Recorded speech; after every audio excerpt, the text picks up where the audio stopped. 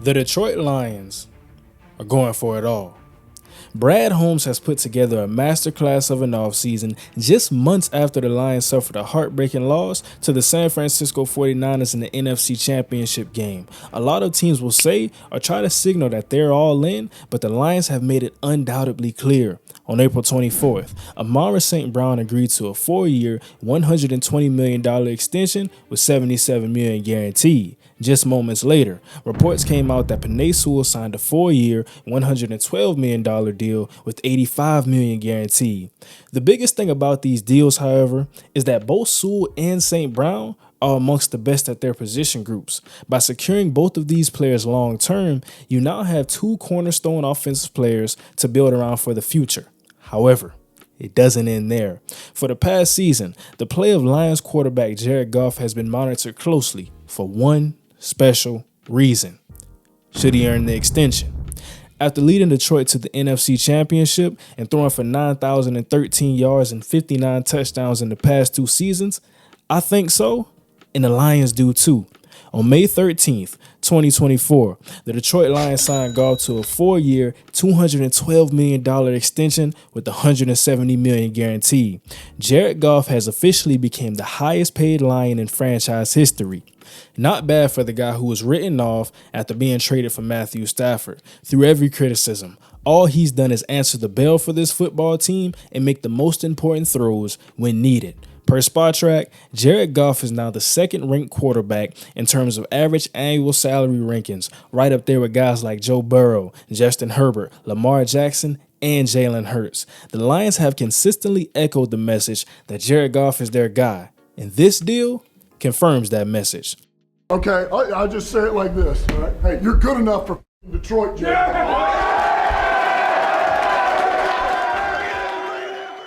Taking a step back, the Lions have quickly and aggressively changed the landscape of this roster as it currently shapes up as one of the best in all of football. You're looking at an offensive nucleus of Goff at the helm, Montgomery and Gibbs in the backfield, and Amara St. Brown and Jamison Williams as your receivers. Also got to mention, we got the big-time tight end and Sam Laporta at tight end, and you also have Brock Wright, who's going to partner in crime with him. Now, Khalif Raymond and Peoples-Jones are expected to play key roles, so we already know what we have there as the receiving core. We also know this is an offensive line which is physical, and they can also protect the quarterback.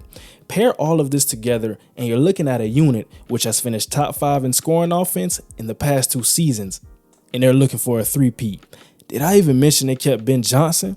Heading over to the defensive side of the ball. There's work to be done here, but as you can see, Brad Holmes has addressed that. The Lions finished second in rush defense in 2023. They're as stout as it gets up front. You look at Aiden, Aleem, DJ Reader is a new addition, and Campbell, Barnes, and Anzalone, they fly around and get to the football. But when we talk about a secondary, I absolutely love what they've done thus far. This was the 31st pass defense in 2023.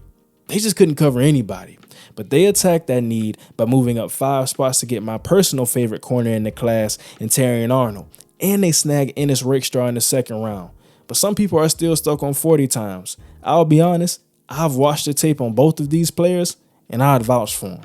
The reason that I like double dipping at this position, though, is due to the fact that Detroit is really banking on the Carlton Davis that we saw a few years ago rather than last year. I think Amik Robinson is a solid player who I can see competing with Rakestraw in the slot. And really, with some of the versatility that you've given yourself by making last year's weakness really a strength now, guys like Ife Melifonwu, Brian Branch, Kirby Joseph can line up all over the field and unlock the next level of their potential. And that's not even counting some of the guys who will make a name for themselves during the duration of training camp. And lastly, you have the pass rush. We know that Aiden Hudson is your double-digit sack guy who is a solidified Pro Bowler at this point, but I also think this is a position group that will be impacted by some of those same camp battles that will arise. I'm still in on James Houston, who will be healthy this year. I think Aleem and DJ provide you one of the more underrated interior duos in not only the run game, but kind of as a pair of pass rushers on early downs. John Kaminsky, that's your Swiss Army knife. And Matthew Betts is a name I'll watch out for. Got 18 sacks in the CFL in 1 season. For the rest of the edge group, I have more of a wait-and-see approach in terms of pass rush ability, but overall, you're looking at a very good defense. Now, you pair that with the high-powered offense, and a team built by Brad Holmes, led by Dan Campbell, who we know is ultra aggressive. And the gamble on 4th down does not pay off. They went for it last year, and as we can see, they're going for it again.